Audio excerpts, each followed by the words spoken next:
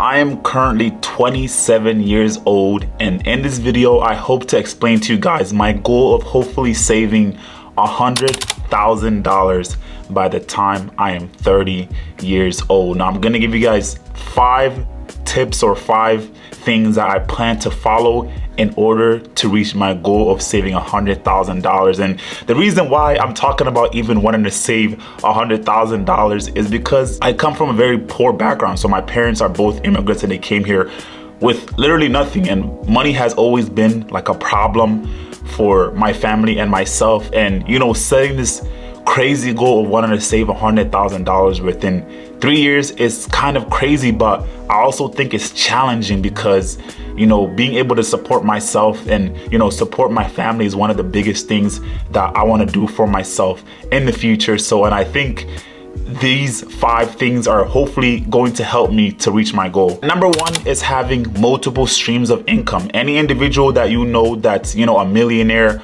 or a billionaire, you know, they have multiple streams of income. They're not just working one job or just have one business. They have multiple businesses. And if they don't have businesses and they're investing, they're not just investing in one thing, they're investing in multiple companies or whatever. So hopefully right now I currently have 3 sources of income. One is my full-time job that I work, you know, 40 hours a week like a regular person, 9 to 5, nothing too crazy. But I also have 2 just other streams of income. Well, one of them doesn't really make me a whole bunch. So the first one is affiliate marketing. I've been doing that for a year now, and that one I can really say is passive income, because when I make a YouTube video or I share the affiliate links on my, you know, Instagram page or TikTok page, I make money from that. So as long as I am making content about my affiliate links, I am able to make money. Now the money that I make from my affiliate links just kind of fluctuates depending on how much traffic that my link gets, and just depending on how many people purchase my products, whether it's the courses that I have affiliate links for or the Amazon products that I have affiliate links for. So that just kind of fluctuates, and within a month I would say I would make about a decent 500 or maybe even close to $1,000 in 1 month based on my affiliate links. And that's strictly, you know, passive. I make a video one time or I share a link one time, and you know, I don't have to do anything after that, and it'll continue to make me money. So that's my second source of income. The third one is obviously YouTube. I love YouTube, and I've been passionate about YouTube for a very, very long time. Although I don't have a ton of subscribers, and you know, I'm not even able to make money on YouTube. Yeah, I'm not eligible because you have to have 1,000 subscribers, and I think you have to have 1,000 watch hours, and I haven't reached those goals yet. But once I'm able to reach the 1,000 subscribers and get the 1,000 watch hours, I'll be eligible to make money on YouTube. And YouTube is passive income. So once you make a video and you upload that video, it just kind of depends on how much views it gets. How people get paid on YouTube is you get paid per 1,000 views. So for example, depending on what type of content you make, so let's say if you make a video by finance, and finance is usually one of those higher paying CRMs. So for example, if my video got 1,000 views, I would get paid like $7,000 to $8,000. So if I were to get like 100,000 views, you guys can kind of do the math. It's going to be a lot of money, but I'm not at that point yet. So I'm still working on my YouTube channel. That's my third passive income.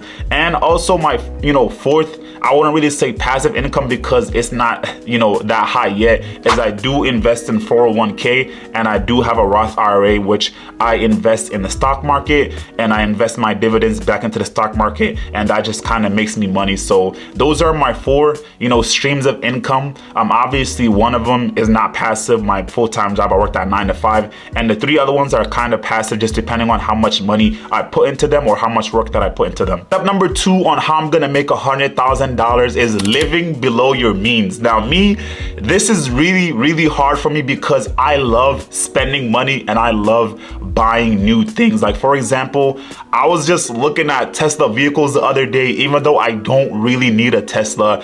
Trying to live below my means, working on resisting the urge of spending money on things I don't really need is something that I need to continuously work on and get better at, because really successful people and people that have money, they spend their money on things that are gonna make them better and things that are gonna make them more money. So being able to control myself and not spending money on ridiculous things like a brand new car and putting myself in debt, I think is really, really important. And one of the biggest things that I spend money on every single day is food. If you guys look at my bank statements, food is gonna go down all the way to the bottom. So being able to maybe some days, cook and stay at home and, trying to make a nice meal, or even meal prep throughout the day so I'm not spending that much money. But being able to, pinch those pennies and, saving that money and, living below my means and not buying things that I don't necessarily need, I think is gonna be very, very important in helping me to get to my goal of saving $100,000. Now, number 2 is investing and,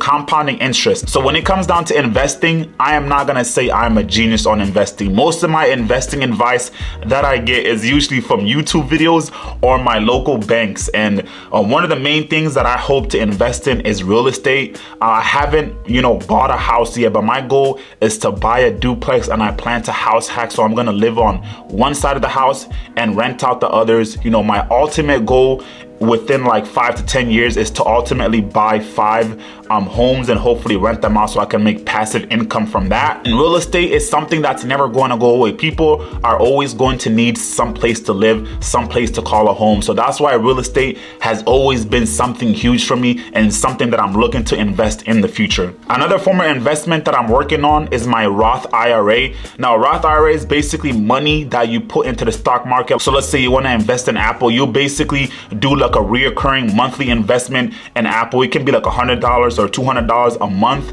and whatever money that you make from the Apple investment, it is basically compound interest. So whatever money you make into it goes back straight into that investment. So you just buy more shares of Apple and it just continuously does that. One of my favorite things about Roth IRA is the money that you're putting in a Roth IRA, unlike the 401k, is the Roth IRA is already taxed. So the money gets taxed before you put it in your Roth IRA account. So that means once you are ready to cash out or take out all of your money from your Roth IRA account, you're not paying thousands and thousands of dollars in fees or in taxes when you're ready to take your money out from Roth IRA. So that's one of the things that I'm continuously investing in and that I'm continuously learning more about, because I'm not the greatest when it comes down to investing. So most of my knowledge is just learning from other people and learning from videos. And the main reason why I'm investing, and like I mentioned to you guys earlier, is because of compound interest. When you invest in the stock market, you are making money slowly. Now, you're not gonna get rich overnight, investing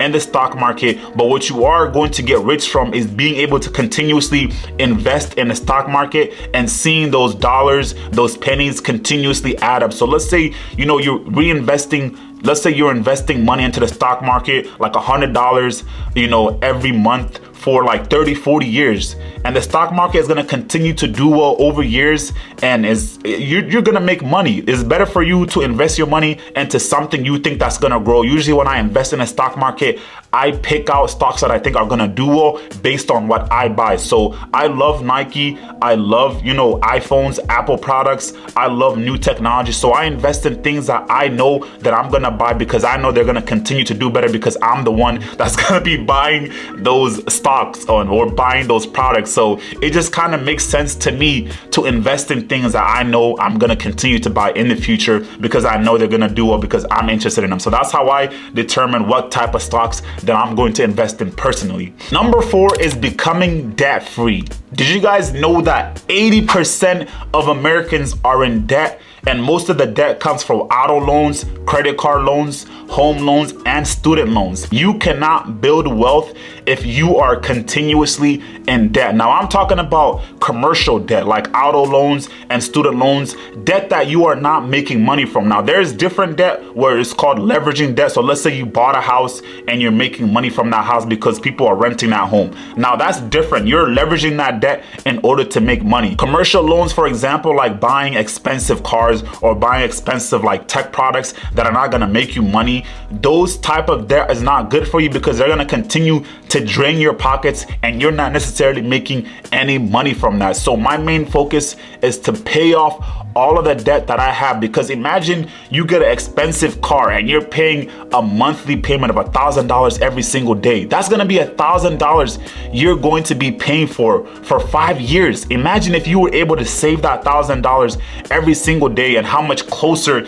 you would be able to get to your $100,000 goal. So that's one of the things that I want to work on, is making sure that I am not buying things and getting myself in debt, and also realizing the difference between good debt and bad debt. Like commercial debt, auto loans, that's bad debt, you know, and investing in homes and buying real estate or buying property, buying homes, that's good debt, because you're eventually going to make money from that. And the more money you invest in homes and real estate, the more money you make, because those things are something that's going to appreciate over time. So being able to become debt free and actually make money instead of giving it out to different people or different banks is going to be one of the most crucial things in helping me reach my goal of $100,000. Now, last but not least, I think this is one of the most important things when it comes down to my goal of making $100,000.